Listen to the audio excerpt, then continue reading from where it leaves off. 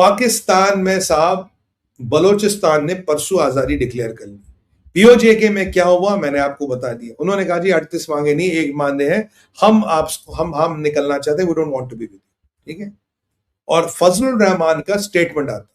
फजलुर रहमान कहता है मैं केपीके से आता हूं, केपीके में पाकिस्तान की बाप की नहीं चलती, पाकिस्तान की फौज की नहीं चलती, किसी की नहीं चलती।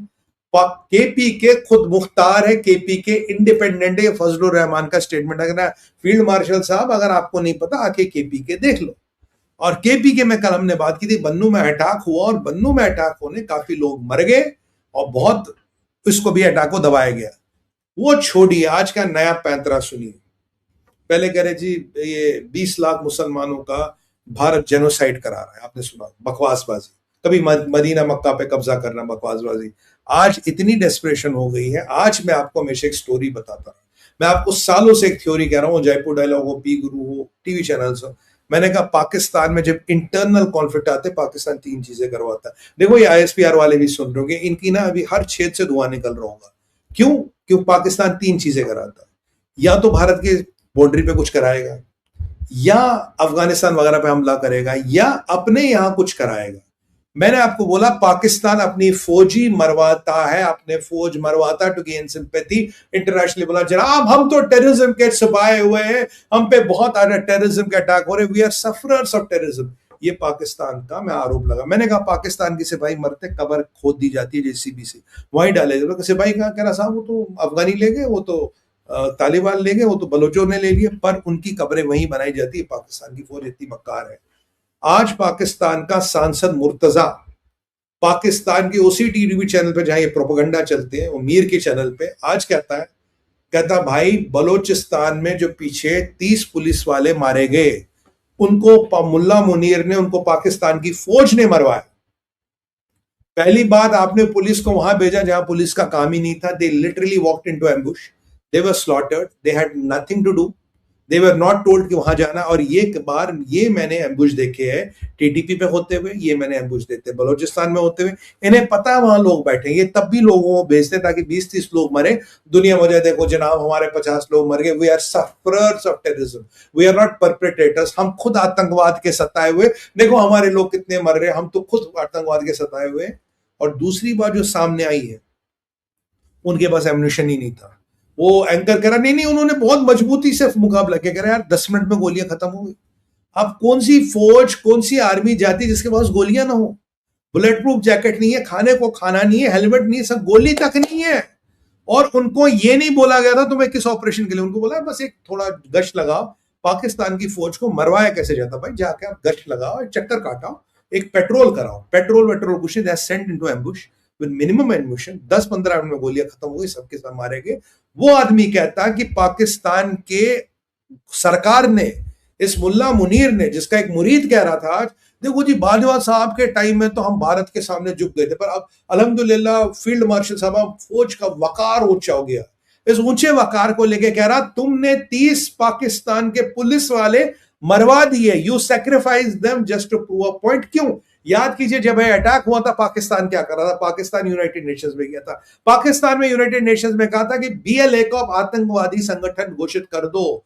और जब ये बीएलए वाली अपनी वो एप्लीकेशन चला रही थी जिसमें किसी देश ने उन्हें सपोर्ट नहीं किया, उसी टाइम में ये कांड करवाया गया। यानी कि 30 पुलिस वालों की कम से कम, हो सकता 50-60 हो, 100 भी हो, बट ये खुद 30 कहते हैं, 30 पुलिस वालों की आपने बलि चढ़ा दी, आपने उसको बलि का बकरा बना दिया just to make one point. आपका पॉइंट था कि हमें यह दिखाना जी हम कितने बड़े मुल्क और हम आतंकवाद के सताए हुए। जो मुल्क खून की दलाली करे, जो अपने सिपाहियों को बेचे, जो अपने सिपाही का खून बेचे, लानत है उस मुल्क पे। 1999 में कारगिल में थे, लाशें यहीं छोड़ गए थे, लाशें तक पाकिस्तान लेने नहीं आता, उनका कफन दफन भी हमें करना पड़ता है इस्लामिक तरीकों से। ये है पाकिस्तान की हुकूमत, ये है आपका फील्ड मार्शल, ये आपका हाफिज कुरान, ये है उसकी हकीकत। ये अब मैं नहीं कह रहा, ये मेरी थ्योरी नहीं, आपका खुद सांसद मुर्तजा कह रहा, पाकिस्तान की टीवी पे कह रहा, डंके की चोट पे कह रहा। अब बताओ इसके बाद भी कोई संदेह है, कोई डाउट है आपको? ये हाँ साहब पाकिस्तान की कहानी, ये पाकिस्तान फट रहा है। और पाकिस्तान क्या कर रहा? हम जी नेगोशिएशन करेंगे हमारे यहाँ पे। नेगोशिएशन घंटा करोगे, पुल भी उड़ गए, रेलवे उड़ गई, बिजली घर उड़ गया, अब खर गए लैंड कब उड़ेगा? मैं तो उसका वेट कर रहा हूं। तुम क्या नेगोशिएशन करोगे? आप घंटा नेगोशिएशन कर रहे हैं जनाब, ये इनकी बात है। अब मेरे को इस पर और भी बोलना था, जरा समय कम है क्योंकि मेरे पास 2-3 मिनट है, मेरे को एक और टॉपिक कवर करना है। IRGC, फाइनली IRGC आ गई सख्ताई में। Finally IRGC has been compressed in a box, और IRGC ने एक धमकी दी है, and it is going to get hot tonight. उन्होंने बोला है कि 0 आवर फॉर यूएस नेवी, यानी कि यूएस के 60-70 शिप एयरक्राफ्ट कैरियर जो ब्लॉकेड कर रहे हैं उनके लिए 0 आवर है। याद कीजिए, माना जाता है इनके पास कुछ न्यूक्लियर बॉम्ब है अकॉर्डिंग टू बेंजामिन नेतन्याहू, इसीलिए नेतन्याहू को लड़ाई में नहीं लाया जा रहा, because Netanyahu will be that, पता कौन है वो? नेतन्याहू वो अर्जुन है जिसको युद्ध में जब उतारे जाएगा जब युद्ध का समन्वय हिल सकता है, तो वो जो है। और इनके पास चाइनीज Y2 मिसाइल्स भी, Y2 मिसाइल्स के 2 कैरियर, 2 लॉन्चर अमेरिकन ने डिस्ट्रॉय किए थे, पर और Y2 मिसाइल्स हैं। तो क्या अब अमेरिका के डिस्ट्रॉयर्स, एयरक्राफ्ट कैरियर्स या फ्रिगेट्स पे अटैक होगा? अगर ये अटैक होगा तो अमेरिका के न्यूक्लियर सबमरीन्स क्या करेंगे? अमेरिका के जो सबमरीन्स अभी गल्फ में, वो क्या करेंगे? अब सबमरीन को तो भाई इनके पास तो उड़ने का हेलीकॉप्टर भी नहीं है, सबमरीन को तो मौलाना साहब ये खुर्रमशार मिसाइल से तो ठुकेगी नहीं। मैं आपको कह रहा हूं, अगर इन्होंने IRGC की, अगर इन्होंने अमेरिकन नेवी को छेड़ा, this will be their last and decisive mistake. The American navy is going to blow them into smithereens. मैं आपको कह रहा हूं, ईरान कंडेंट होने वाला है। अगर इन्होंने अमेरिकन नेवी को छेड़ा, अमेरिकन एयरक्राफ्ट कैरियर को छोड़ा, you will give Trump licence to kill. आप ट्रम्प के हाथ में लाइसेंस टू किल पकड़ा दोगे, आप देखना फिर क्या होगा। They will be all evaporated, क्योंकि भैया खुर्रमशार मिसाइल और व्हाटएवर जुहानी, जुल्फिकार जो भी है, वो समुद्र के नीचे सबमरीन को नहीं अटैक कर पाएगा।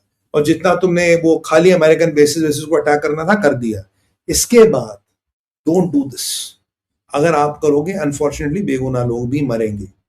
Don't do this will be the biggest mistake. और अगर तुमने ये कर दिया, स्ट्रेट ऑफ हॉर्मुज भी गया, ईरान भी गया, पूरा मिडिल ईस्ट की इकोनॉमी की, और अमेरिका ने पूरा कब्जा कर लिया क्षेत्र पे।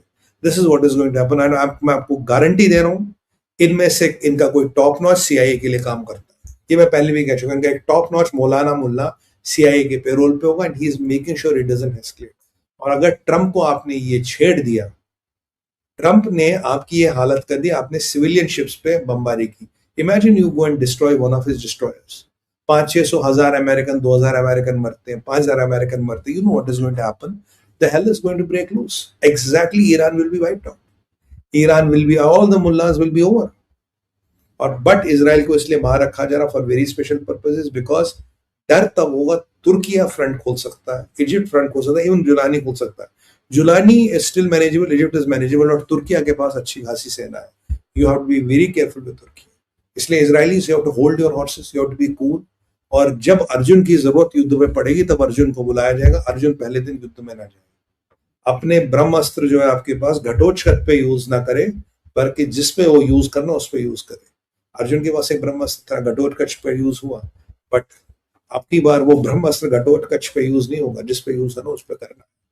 क्योंकि ये चीजें बढ़ने वाली, ये लफड़ा बढ़ने वाला, that is how it is going to happen.